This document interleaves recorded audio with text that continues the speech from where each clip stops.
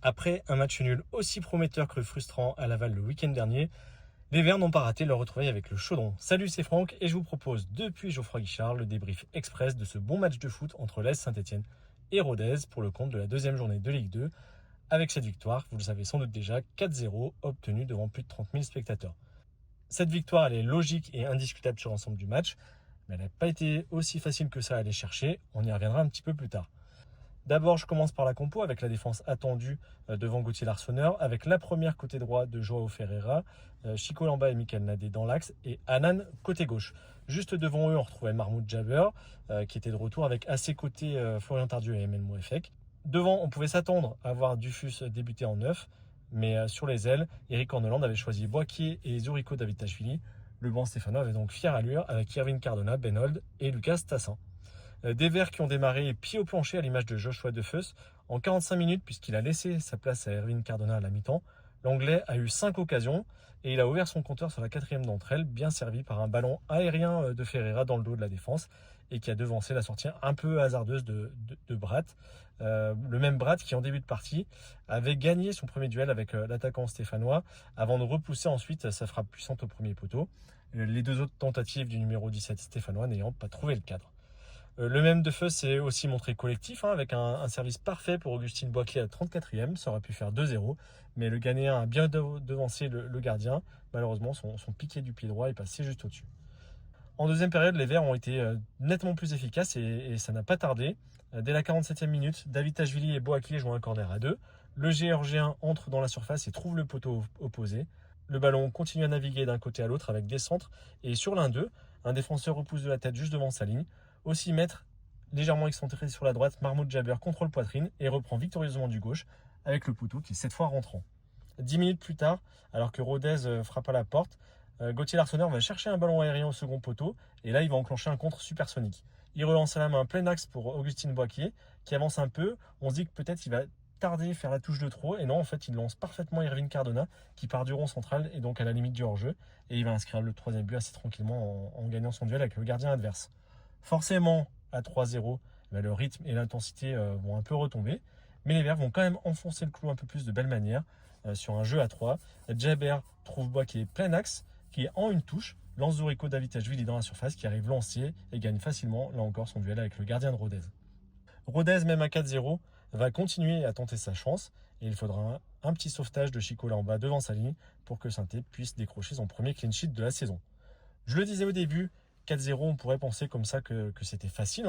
Pourtant, en première période, Rodez n'a pas fermé le jeu.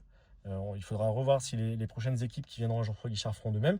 Mais même si cette équipe a concédé pas mal d'occasions, elle en a eu deux belles qui auraient pu changer le cours des choses. À la 18e, quand il y avait toujours 0-0, Mendes récupère le ballon dans les pieds de Mouefek et il tire des 20 mètres sur l'équerre de Larsonneur qui va empêcher l'égalisation dans le temps additionnel. Cette fois, ça vient d'un centre côté droit. C'est Baolouj qui en hérite. Et il joue avec son corps pour s'appuyer un peu sur l'en-bas, faire le tour, pivoter et frapper. Mais Larsonneur va très vite au sol et s'interpose devant le ballon. En dehors de ça, c'est évidemment une belle victoire que signent les Verts, qui est parfaite pour lancer leur saison, même si elle devrait inciter, je le disais juste avant, les prochains adversaires à peut-être davantage fermer le jeu pour contrer.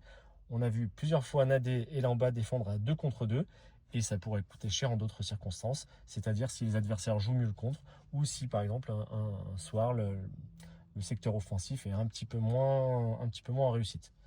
Pour finir le débrief de ce match, je vous propose les notes. C'était pas facile puisqu'il y a quand même une victoire 4-0. Malgré tout, il y a des individualités. Je trouve pas qu'il y ait forcément une ou des individualités qui soient forcément sorties du lot.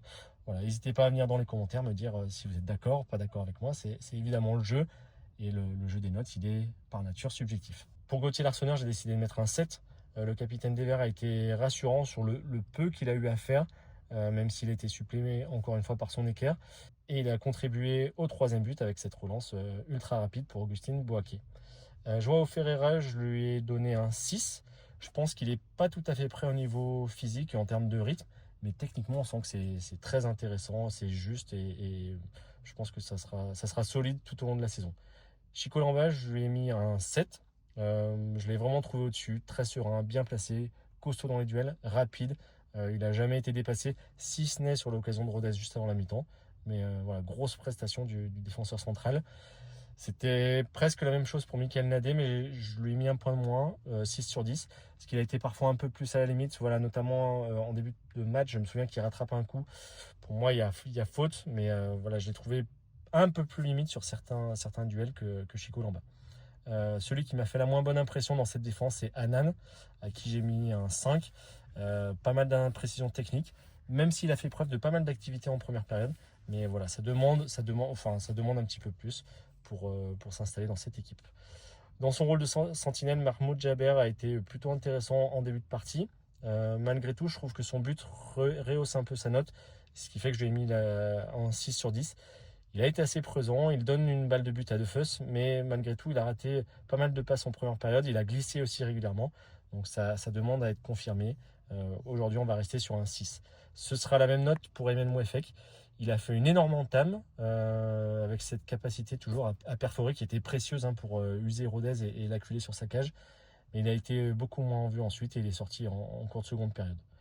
Florent Tardieu, je vais rester aussi sur un 6. On l'a pas forcément beaucoup vu, mais il a toujours été là pour équilibrer les jeux avec cette justesse technique, judicieux dans la circulation du ballon. Donc c'est un bon 6 pour le numéro 10. Augustine Boaké, c'est un peu la même chose que pour Mahmoud Jaber. Je vais lui mettre un 6.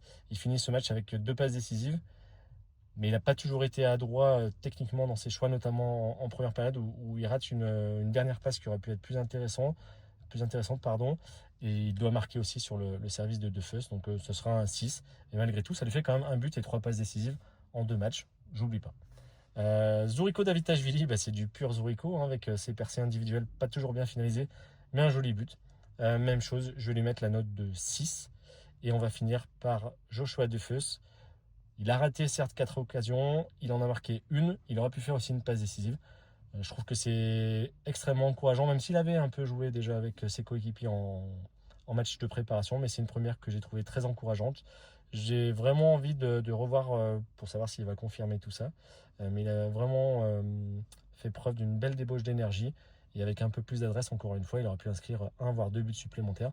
Je vais donc lui mettre un 7, mais je me répète, ça demande confirmation voilà, par rapport à la jurisprudence Hassan Diouf du premier match qui est impressionnant et qui derrière est un peu plus difficile.